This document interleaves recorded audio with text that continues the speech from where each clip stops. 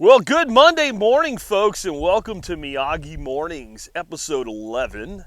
We had an interesting weekend with cryptocurrency, so what's going to be our lead story? I got a ton of questions about what went on with Bitcoin pricing over the holiday. First off, Miyagi Mornings recap, episode 2, the podcast version.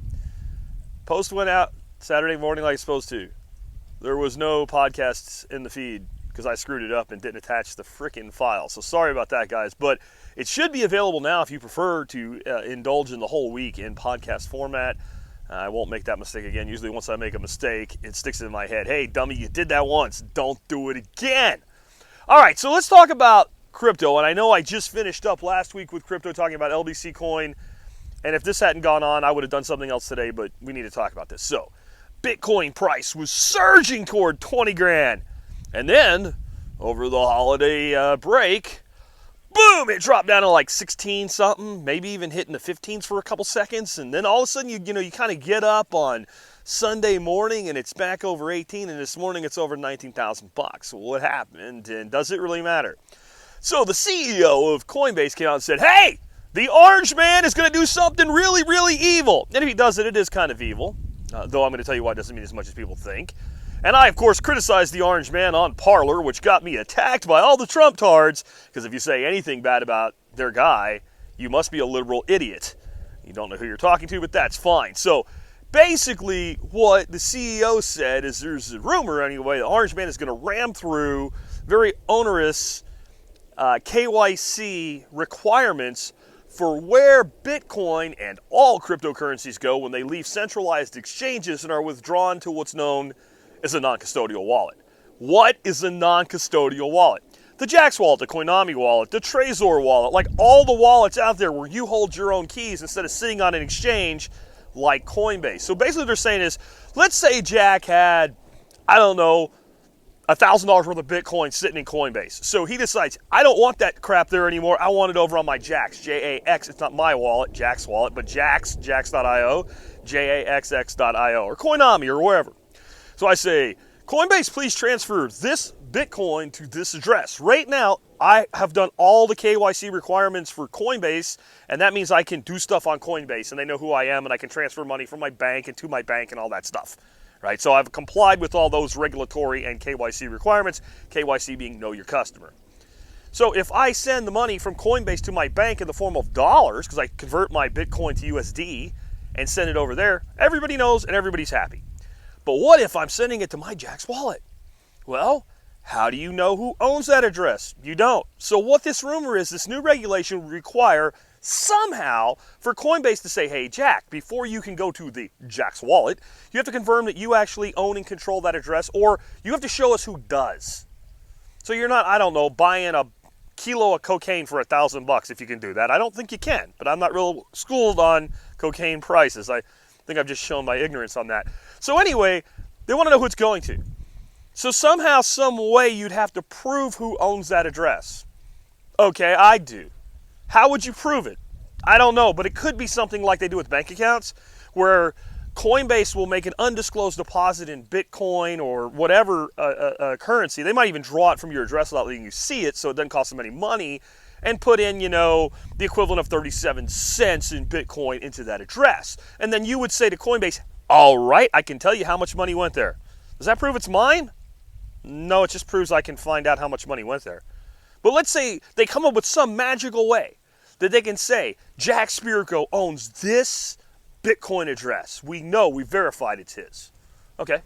And that's on my non-custodial wallet. Jax, Coinami, Trezor, whatever. So I send my Bitcoin over there. And then it's on a non-custodial wallet. You see where this goes. So I don't want it sitting somewhere where it's been verified where it is, so I just send it to another address that I also control. Or I send it to Steve for my cocaine or whatever.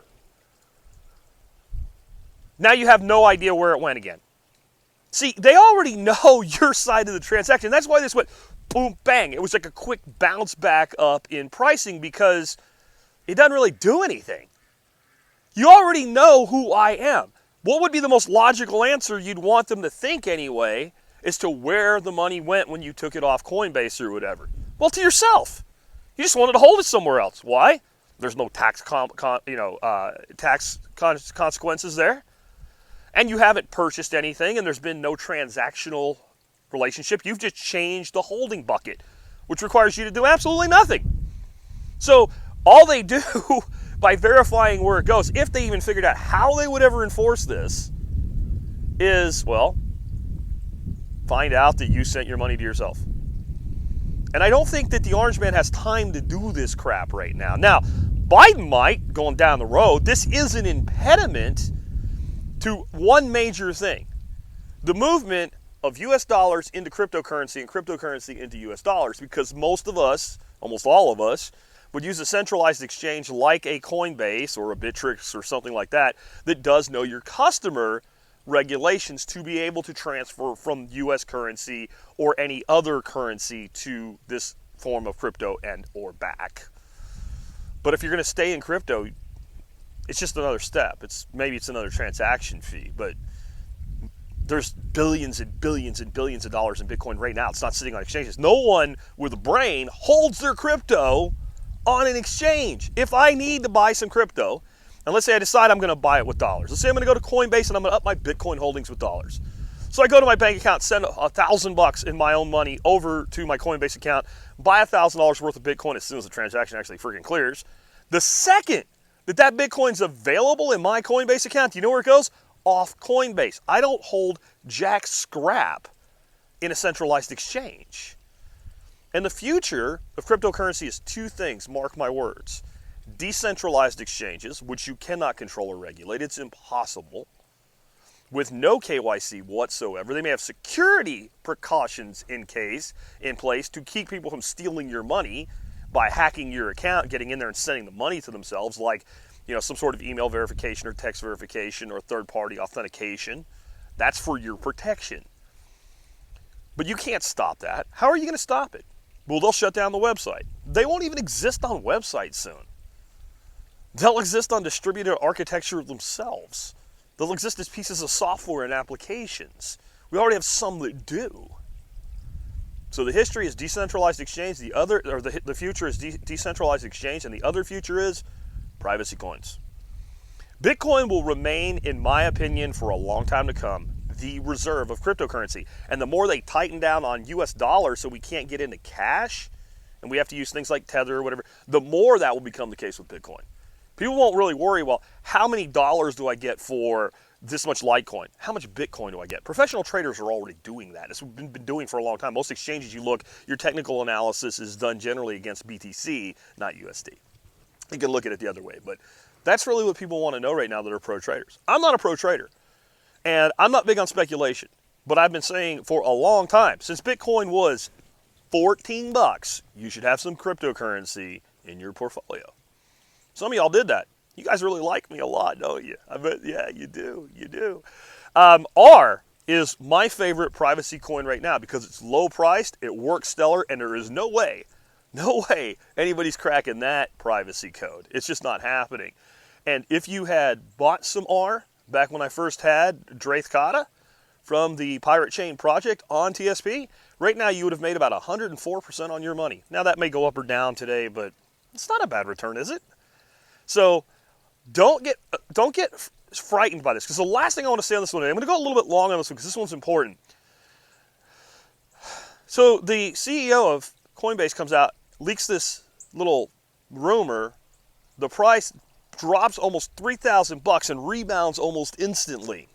Can you see how Coinbase might make out pretty good on that?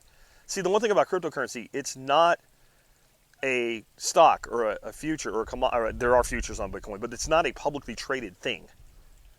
There's nothing that prevents legally the CEO of Coinbase from coming out and exaggerating that a little bit if it might advantage him or his buddies. Just saying. I'm not saying it happened. I'm just saying, if someone can make money and not face any consequences for doing something, they might do it. Not they will do it, but they might do it.